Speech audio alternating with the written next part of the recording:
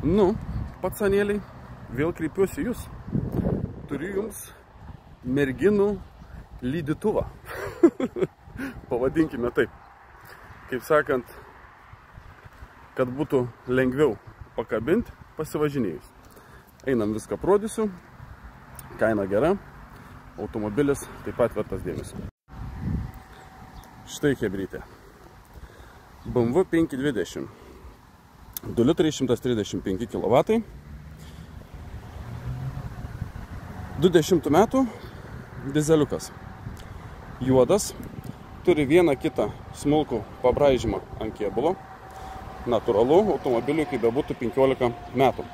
Tačiau pažiūrėkite šitą video iki galo, nes pasakysiu, kas jam yra padaryta su sąskaitom, su viskuo. Kaip matot, Shadow Line'as sudėtas, yra distronikas, kas tokių metų 2 litriniam yra retai. Daugiau automobilis atrodo gražiai, tvarkingas, jokių tepalų nuotekių, važiuoja puikiai, stabdžiai geri, padangos geros, viskas kaip priklauso. Odinis saloniukas su užuolaidėlėm, viskas čia taip pat gerai, šviesios lubos, galėtų būti tamsios, bet yra, kaip sakant, kas yra, tas yra, aš jau nesudėsiu. Talpi bagažinė, kaip sakant, ir beisbolo lazda tilps, ir butsų susidėsit, ir kamuolį. Nu, žodžiu, visiems atvejams, jokių problemų. Čia taip pat viskas gražu, juodos apdailos su metalo imitacija, pavadinkim. Vairuotojo sėdynė ganėtinai gerame stovyje, čia truputį pasitrynė. Elektra valdoma pusiau, čia daugiau, kaip matot, ranka, čia prisipučia, porankiukas tvarkingas, čia viskas gerai, automatas, multimedijos valdymas, rakteliui vieta, podeliam vieta, šildomos sėdynės, diagnostika. Žiūrėkit, diagnostika, absoliučiai viskas švaru, jokių aktyvių klaidų ar dar kažko nėra. Pasikurkim. Brumt, dirba 5000 km ir reikės pasikeisti tepaliukus. Taip, kad dabar nusipirkus nieko daryti nereikia. Rida 239 000 beveik. Rida tikra, jokių klastojimų, kaip sakant, ir taip toliau.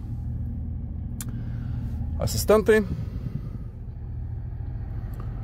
Čia viskas veikia, navigacijos, bluetoothai, telefonus prisijungsit ir visa kita ir taip toliau ir panašiai. Beraktė užvedimo sistema, važiavimo režimai, sport, komfort ir taip toliau, autoholdas, parktronikai, kamera. Kameros neturime. Kas toliau? Multifunkcinis vairas, kaip sakiau, distronikas yra. Nu, toks automobilis, bičiuliai, kaip sakant, vertas dėmesio, kam reikia tvarkingo automobilio. O dabar parodysiu, kas jam yra daryti. Automobilis iš Vokietijos ir prie 200 000 ridos absoliučiai perinktas variklis. Su grandinėm, su viskuo, taip kaip priklauso. Kaina 4378 eurai. Taip pat pakeista dėžės puslė ir dėžė yra taip pat perinkta, bičiuliai. Taip, kad su varikliu, su dėžė jokių absoliučiai problemų, sėdat ir lėkėt.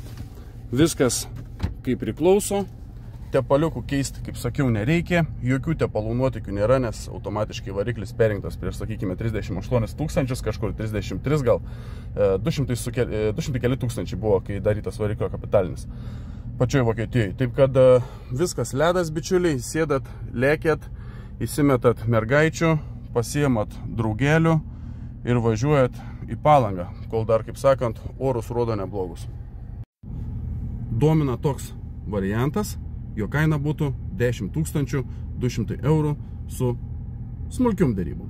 pasakykime tai. Jeigu domina, susisiekite su manimi, važiuojam autobrokeris Facebookas arba Instagramas, arba nurodu telefono numerį virš mano galvos. Taip pat tais pačiais kontaktais galite susisiekti, jeigu norite, kad parduotumėm jūsų automobilį.